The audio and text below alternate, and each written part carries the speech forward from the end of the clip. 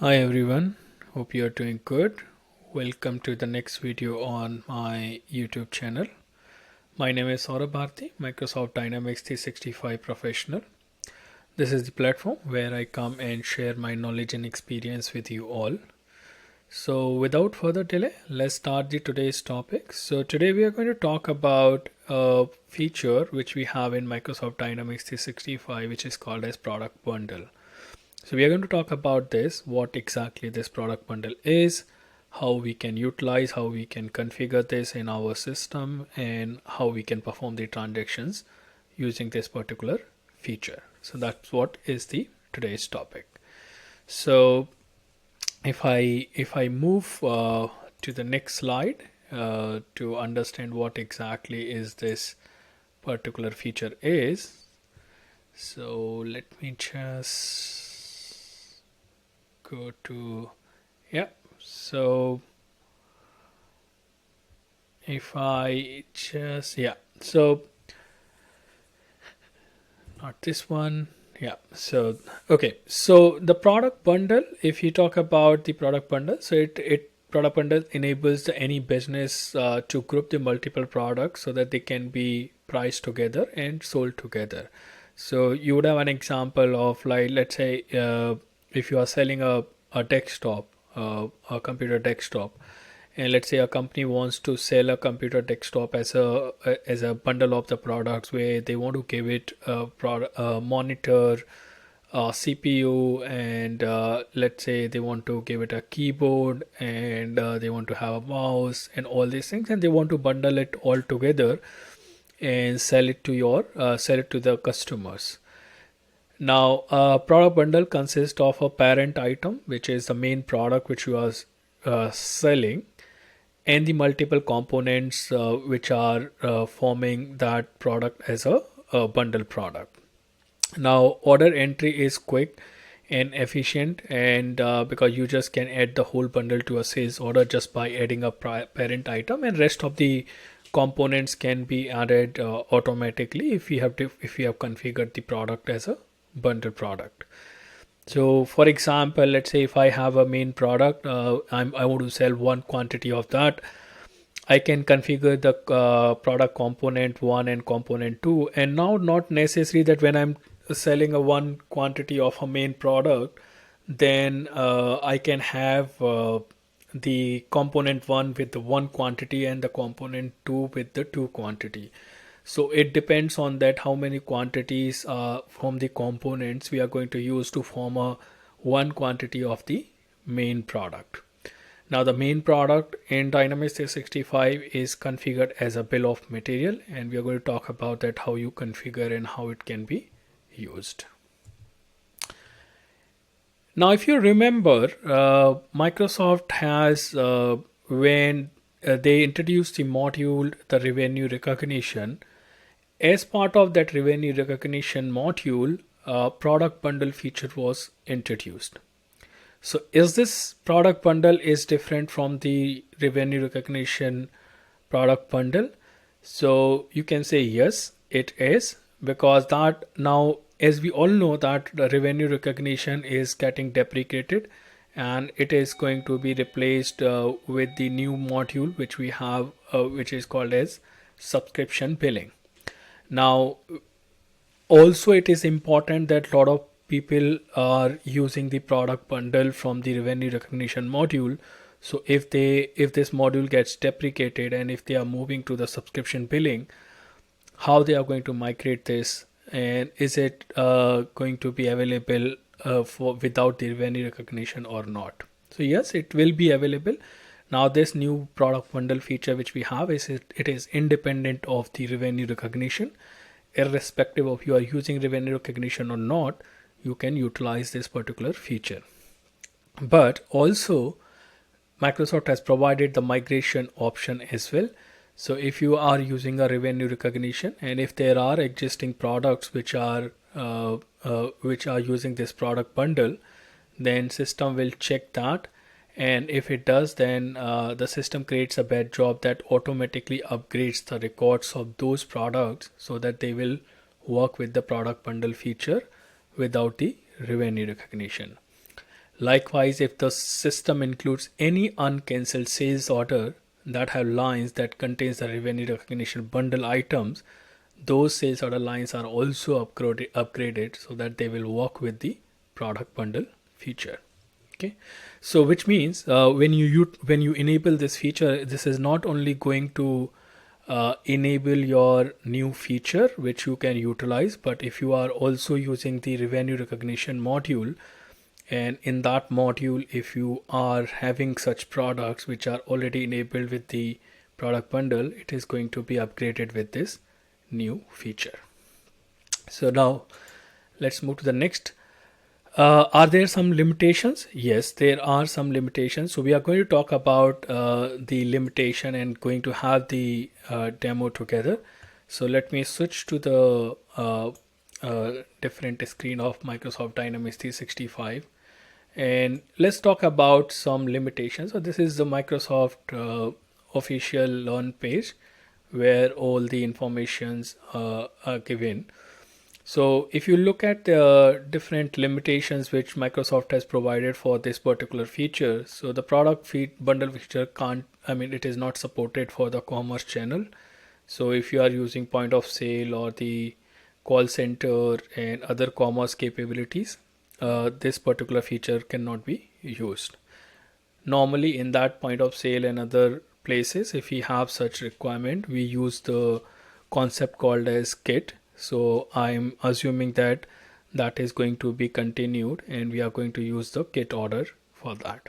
So product bundles items are not supported in intercompany orders, not supported for direct deliveries, not supported for delivery schedules, and also the deliveries type of sales order lines with bundle component is always stock regardless of the direct delivery setting on the release product. So if you know, like if you want to use any product for direct delivery, you can default that at a product master, the release product, and it gets, when you create a sales order, it gets automatically set up. But in this case, this is not going to work. If you have a bundle enabled for the product master, it will be stock.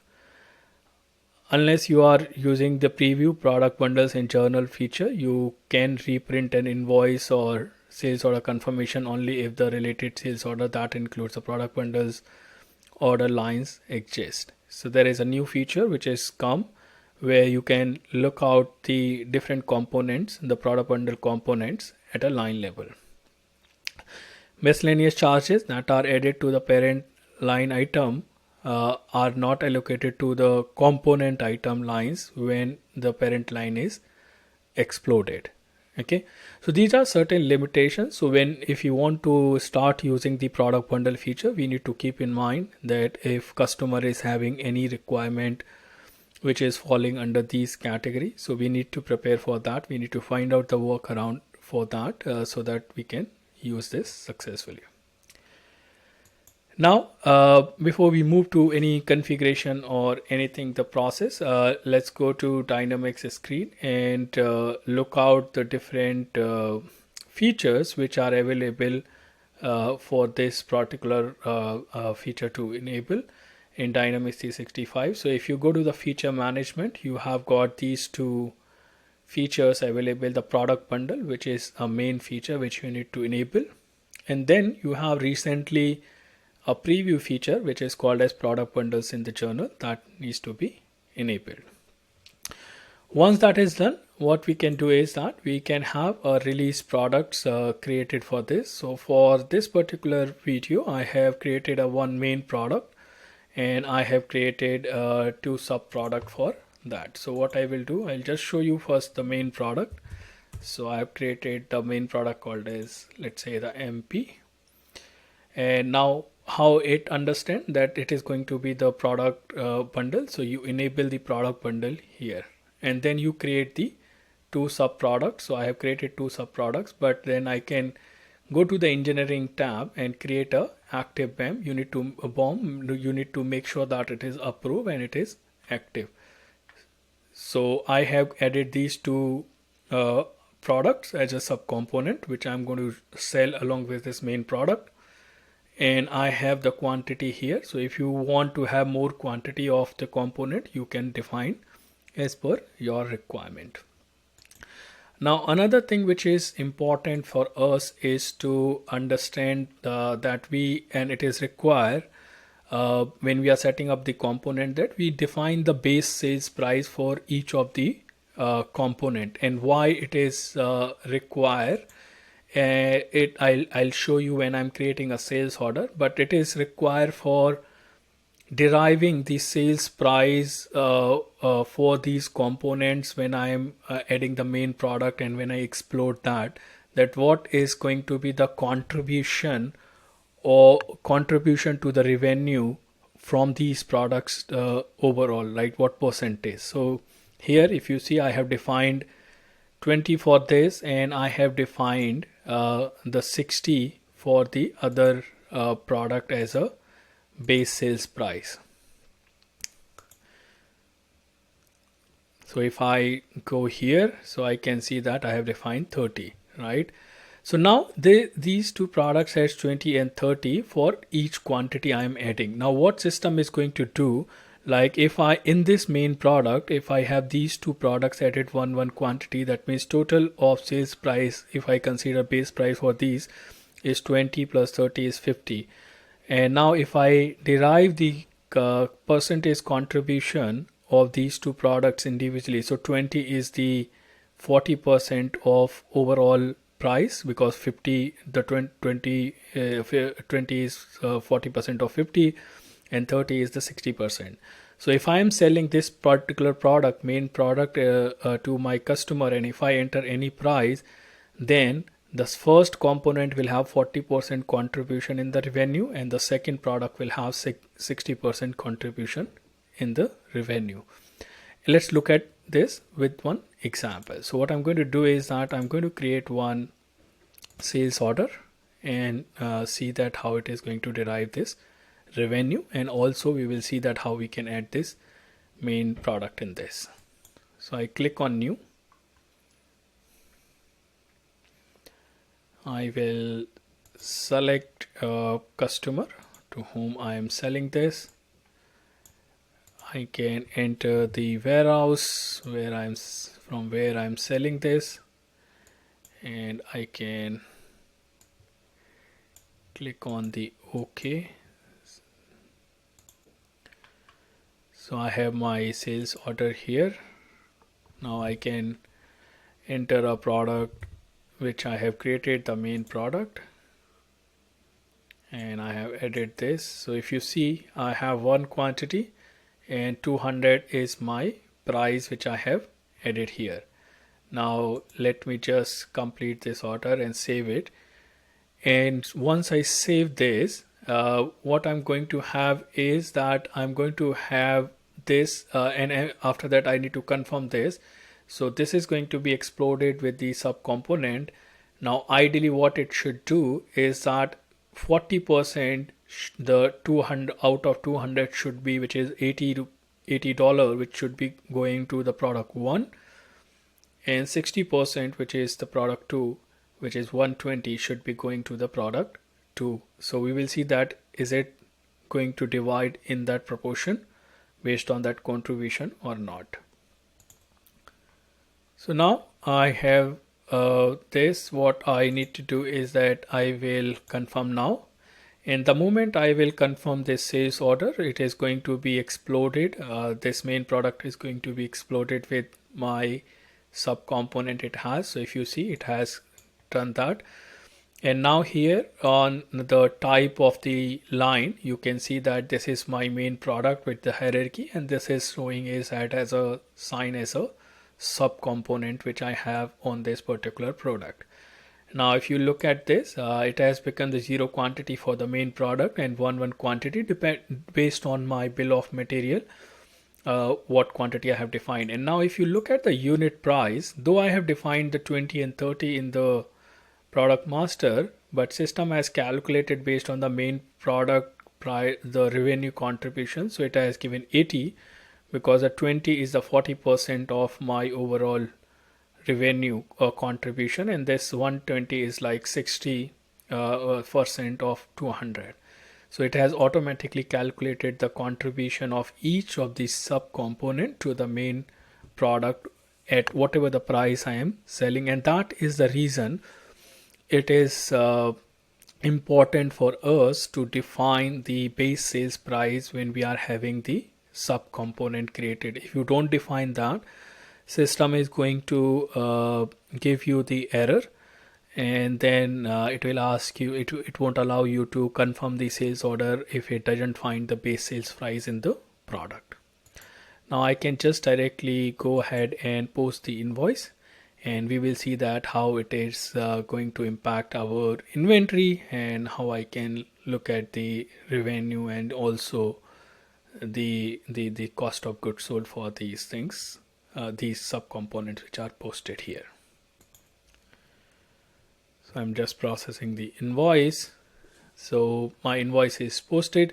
Now, if you would have seen that a new preview feature that also allows us to have the sales order confirmation journals based on the lines which I have. So if you see, it is giving me the sub project, like whatever the sub component I have with the main product.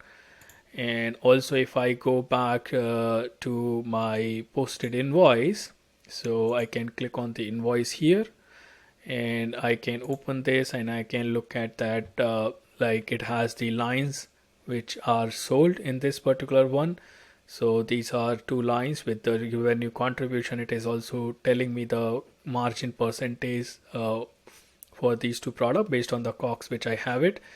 Now if I want, I can also look at the individual revenue, the individual inventory transactions. So it is, you see, SP01 has been sold one quantity at this price, and then you can look at this, the second one, that how it has been sold and what is the cost price for this. So it has taken 10 and 15. I can look at the voucher here. So it is going to derive 10 and 15 is your 25, right? Both cost price. So if you see, it has taken the 25 as a cost of goods sold with the revenue collection of the 200. I can also print the invoice from here, which is going to show whatever the sales I have made with this main product. So it is going to show me that on the invoice. So if I print this, this is my main product which I have sold, and this is my unit price and the details which I am having here. So this is how you can configure, enable and use this product bundle feature. And the key points which we have talked about this, it was introduced in the revenue recognition module earlier. So if you are using that, system will migrate automatically those existing products which are configured as part of revenue recognition. And now even you can use this without the revenue recognition feature in a normal sales orders. But of course, it has got a lot of limitations which we have talked about. So before we start using, we need to keep in mind that we don't have any requirement which is falling under these scenarios. If we do have, we need to work out how we will manage that. So that's it for this video. Hope this is going to help you in understanding this concept and also configuring and using this product bundle feature in D365 Finance and Operations. Thank you for watching. See you in the next one.